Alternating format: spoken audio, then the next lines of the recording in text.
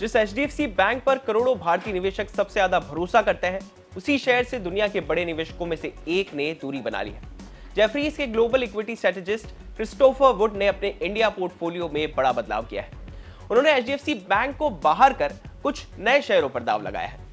लेकिन सवाल यह है कि आखिर ऐसा क्या बदला है कि इतने बड़े निवेशक ने एचडीएफसी बैंक से अपना फोकस हटा लिया है और किन कंपनियों में उन्हें अब भारत की अगली ग्रोथ स्टोरी नजर आ रही है। चलिए समझते हैं पूरी कहानी। नमस्कार, मैं हूं चिराग ठाकुर, आप देख रहे हैं विस्तार। दरअसल क्रिस्टोफर वुड ने अपनी साप्ताहिक रिपोर्ट ग्रीड एंड फियर में भारत को लेकर अपना नजरिया काफी पॉजिटिव रखा है।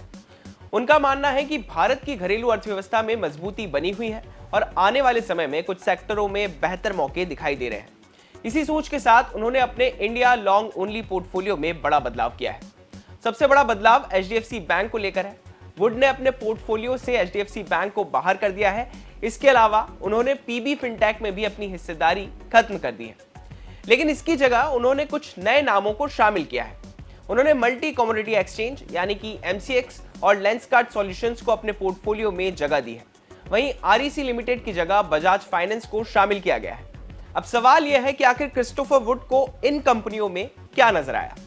सबसे पहले बात करते हैं बजाज फाइनेंस की। भारत में कर्ज यानी क्रेडिट ग्रोथ तेजी से बढ़ रही है और यही वजह है कि वुड को फाइनेंशियल सेक्टर में अब भी दम नजर आ रहा है।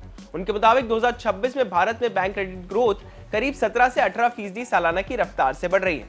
ये एक दशक से ज्यादा समय में सबसे तेज ग्रोथ में से एक है। खास बात यह है कि इस ग्रोथ को सिर्फ रिटेल लोन्स नहीं बल्कि कॉर्पोरेट लैंडिंग भी मजबूती दे रही है। वुड के मुताबिक कॉर्पोरेट लैंडिंग ग्रोथ करीब 20% है। एग्रीकल्चर लोन्स में करीब 17% की बढ़ोतरी है। रिटेल लोन्स करीब 16% की रफ्तार से बढ़ रहे हैं। यानी कंपनियां निवेश कर रही हैं, कारोबार बढ़ा रही है और कर्ज की मांग बनी हुई है। इसी वजह से वुड ने बजाज फाइनेंस जैसे लैंडिंग बिजनेस वाले शेयर पर भरोसा बढ़ाया है। दिलचस्प बात यह है कि बजाज फाइनेंस उनके लिए कोई नया दाव नहीं है। इससे पहले भी शेयर उनके पोर्टफोलियो का हिस्सा रह चुका है। साल 2015 से 2020 के बीच करीब 5 साल तक बजाज फाइनेंस उनके Asia x Japan long only portfolio में शामिल था और इस दौरान शेयर ने करीब 551% का रिटर्न दिया था। लेकिन फिलहाल शुक्रवार के दिन ही शेयर में 5% की तेज गिरावट आ गई है। वजह आरबीआई का फ्लेक्सी लोन को लेकर आया नया प्रस्ताव था। वहीं आरईसी को हटाने की वजह भी दिलचस्प है। वुड के मुताबिक आरईसी ने दिसंबर 2022 में पोर्टफोलियो में शामिल होने के बाद करीब 228% का रिटर्न दिया है। यानी शानदार प्रदर्शन के बाद उन्होंने शेयर में मुनाफा वसूली कर दूसरे मौकों पर फोकस किया है। अब बात करते हैं एमसीएक्स की। एमसीएक्स भारत का सबसे बड़ा कमोडिटी एक्सचेंज है। यहाँ सोना, चांदी, कच्चा तेल और दूसरी कमोडिटीज में ट्रेडिंग होती है। जिस तरह कमोडिटीज मार्केट में एक्टिविटी बढ़ रही है, उससे एक्सचेंज बिजनेस को फायदा मिलने की उम्मीद है। यही वजह है कि वुड ने इसे अपने पोर्टफोलियो में शामिल किया है। तीसरा नया नाम है लेंसकार्ट। भारत में कंजम्पशन यानी लोगों का खर्च लगातार बढ़ रहा है। खासकर छोटे शहरों तक ऑनलाइन और ऑर्गेनाइज्ड रिटेल का विस्तार हो रहा है। लेंसकार्ट इसी कंजम्पशन स्टोरी का हिस्सा है और वुड को इसमें लंबे समय की ग्रोथ अपॉर्चुनिटी नजर आ रही है। इसके अलावा वुड ने इटर्नल यानी कि जोमेटो का वेटेज बढ़ाकर 5% कर दिया है, जबकि भारतीय एयरटेल का वेटेज घटाकर 4% के आसपास कर दिया है। अगर क्रिस्टोफर वुड के पूरे पोर्टफोलियो की बात करें तो सबसे ज्यादा वेटेज वाले शेयरों में SBI life insurance, Adani ports और जीएमआर एयरपोर्ट्स शामिल है। इन तीनों को 6% का वेटेज दिया गया है। अब सिर्फ पोर्टफोलियो बदलाव ही नहीं, क्रिस्टोफर वुड ने भारत को लेकर भी कुछ बड़े संकेत दिए हैं। उनका कहना है कि विदेशी निवेशकों का रुख भी अब बदल रहा है। कई महीनों की बिकवाली के बाद जुलाई में विदेशी निवेशक भारतीय शेयर बाजार में लौटे हैं।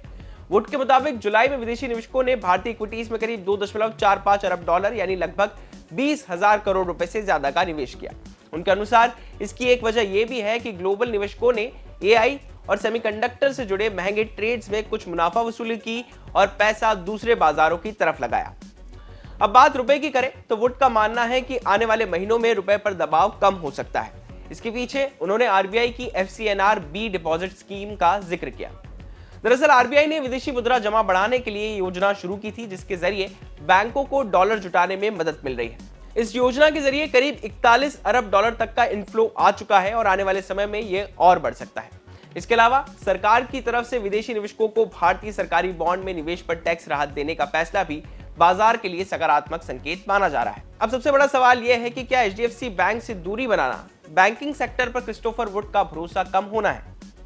शायद नहीं, क्योंकि उन्होंने बजाज फाइनेंस को शामिल करके साफ संकेत दिया है कि उनका दाव अभी भी भारत की क्रेडिट ग्रोथ स्टोरी पर बना हुआ है। फर्क सिर्फ इतना है कि अब उनका फोकस बड़े एस्टैब्लिश बैंक से हटकर उन कंपनियों पर ज्यादा है जहां उन्हें आने वाले वर्षों में ज्यादा ग्रोथ पोटेंशियल दिखाई दे रहा है। लेकिन यहां पर एक बात समझना जरूरी है, क्रिस्टोफर वुड का पोर्टफोलियो बदलाव उनकी अपनी इन्वेस्टमेंट स्ट्रेटेजी है। इसका मतलब यह नहीं है कि ये शेयर निश्चित रूप से बढ़ेंगे। निवेशकों को किसी भी शेयर में निवेश से पहले अपनी रिसर्च जरूर करनी चाहिए और निवेश सलाहकार की राय जरूर लेना चाहिए। लेकिन इतना जरूर है कि एक बड़े ग्लोबल निवेशक का भारत पर भरोसा बनाए रखना बाजार के लिए एक बड़ा संकेत है। तो कुल मिलाकर कहानी यह है कि एचडीएफसी बैंक जैसे बड़े और भरोसेमंद नाम से हटकर क्रिस्टोफर वुड ने भारत की अगली ग्रोथ स्टोरी में कुछ नए क्षेत्रों पर दांव लगाए हैं। अब देखना होगा कि उनका यह बदलाव आने वाले समय में कितना सफल साबित होता है। बिजनेस रिव्यू बाकी तमाम खबरों के लिए आप देखते रहिए विस्तार।